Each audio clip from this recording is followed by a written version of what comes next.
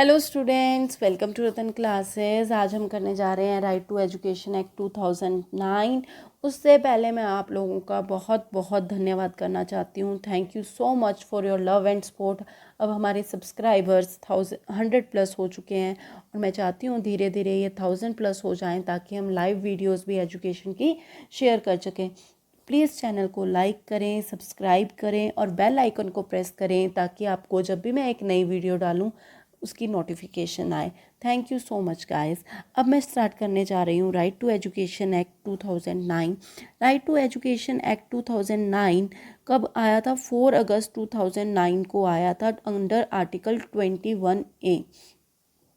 अब इस एक्ट में क्या कहा गया था कि बच्चों को फ्री एंड कंपलसरी एजुकेशन मिलनी चाहिए up to the age of 6 to 14 years. जो 6 से 14 साल के बच्चे हैं उन्हें फ्री एंड कंपलसरी एजुकेशन मिलनी चाहिए और बच्चों के यूनिवर्सल एडमिशन होने चाहिए अकॉर्डिंग टू एज। उन्हें क्लासेस में डालना चाहिए कि उसकी एज कितनी है, उस हिसाब से उन्हें क्लासेस में डालना चाहिए। इसके अलावा इस एक्ट ने सिर्फ गवर्नमेंट स्कूल्स के लिए नहीं बल्कि प्राइवेट स्कूल्स के लिए भी एक रूल लेके आए थे। क्या वो रूल था कि जो 25% सीट्स हैं प्राइवेट स्कूल्स में वो माइनॉरिटी स्टूडेंट्स के लिए क्या होनी चाहिए, रिजर्व होनी चाहिए। जो बच्चे फाइनेंशियली वीक हैं या माइनॉरिटी क्लासेस में आते हैं उनके लिए 25% सीट्स प्राइवेट स्कूल में भी रिजर्व्ड होनी चाहिए। इससे क्या होगा कि जो गरीब बच्चे होंगे उन्हें भी जो प्राइवेट स्कूल्स हैं उनमें पढ़ने की अपॉर्चुनिटी मिलेगी। तो 25% of seats were reserved in the private school for the minority students. इसके अलावा इस एक्ट के अंदर प्यूपिल टीचर रेशो के ऊपर भी ध्यान दिया गया। जो प्यूपिल टीचर रेशो होनी चाहिए वो प्रॉपर होनी चाहिए। बहुत ज़्यादा बच्चों पे कम टीचर्स नहीं होने चाहिए ताकि उन्हें क्वालिटी ऑफ एजुकेशन मिल सके। उसके बाद इसमें प्रोहिबिशन की गई किसकी, कि जो टीचर्स हैं वो प्राइवेट ट्यूशन्स नहीं ले सकते हैं और जो टीचर्स की ड्यूटीज़ हैं वो कहाँ नहीं लगनी चाहिए, नॉन एजुकेशनल वर्क में नहीं लगनी चाहिए, सिर्फ इलेक्शंस में और एक दो जगह और टीचर्स की ड्यूटीज़ लग सकती है जैसे कि पॉपुलेशन सेंसस में। उसके अलावा कहीं भी टीचर्स की ड्यूटीज़ नहीं लगनी चाहिए।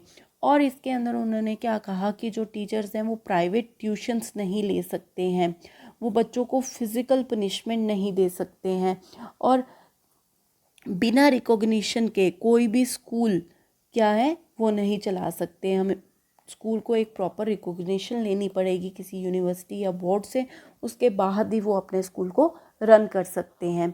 उसके बाद एजुकेशन को एज अ फंडामेंटल राइट बताया गया कि जो एजुकेशन है it is an fundamental right of every student so they can get free education from age 6 to 14 years.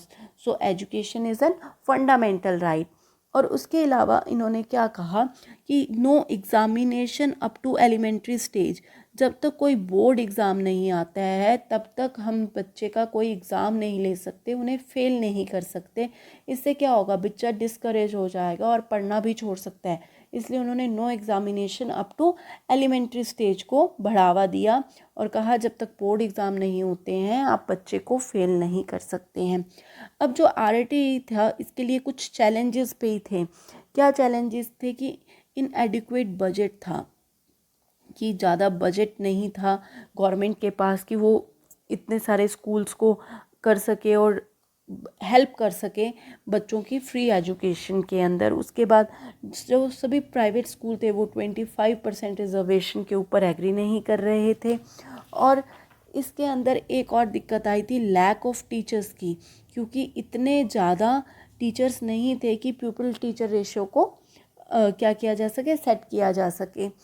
ये सारी क्या थी, ये दिक्कत आई थी, डीमेरिट्स थी या आप कह सकते हैं चैलेंजेस थे जो राइट टू एजुकेशन एक्ट के पास को फेस करने पड़े। तो अब हम इसके कुछ एमसीक्यूज देख लेते हैं। Which statement is correct that no teacher will engage in, क्या कौन सी स्टेटमेंट करेक्ट है? तो क्या कहा गया था कि बच्चों को प्राइवेट ट्यूशन्स नहीं देनी है, तो ये भी करेक्ट है। उसके बाद inflicting the corporal punishment on children, बच्चों को कोई पनिशमेंट नहीं देनी है, ये भी ठीक है।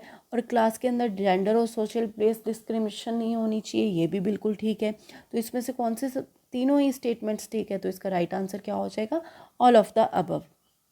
The duties of a teacher are, teacher की क्या ड्यूटी है? Maintain regularity and punctuality in attending school, conduct and complete curriculum in time, assess the learning ability of each child. तो टीचर को क्या करना है? रेगुलरिटी भी बना के रखनी है, करिकुलम को भी कंप्लीट करवाना है और बच्चों की लर्निंग एबिलिटीज़ को भी चेक करना है। तो इसका सही आंसर क्या हो जाएगा? All of the above. As per Act, private and specified categories school should admit children belonging to weaker section and disadvantaged group in class 1। कितने परसेंट को? 25% को माइनॉरिटी बेसिस के ऊपर रिजर्वेशन मिलनी चाहिए। तो इसका सही आंसर क्या आ जाएगा? 25%। According to the act, children of the age group will be provided free and compulsory education. कितने से कितनी एज को free and compulsory education provide करनी थी? 6 to 14 ईयर्स को। तो इसका सही आंसर क्या आ जाएगा? 6 to 14 ईयर्स। उसके बाद the full form of RT act is, it is the right to education act, the right of children to free and compulsory education act. इसका सही आंसर क्या आ जाएगा? Free and compulsory. Main motive क्या था? Free and compulsory education का। तो इसकी फुल फॉर्म क्या हो जाएगी? Right of children to free and compulsory education. Hope आप लोगों को ये वीडियो समझ आई होगी। Thank you so much. Please channel को लाइक करें एंड सब्सक्राइब करें। Thank you.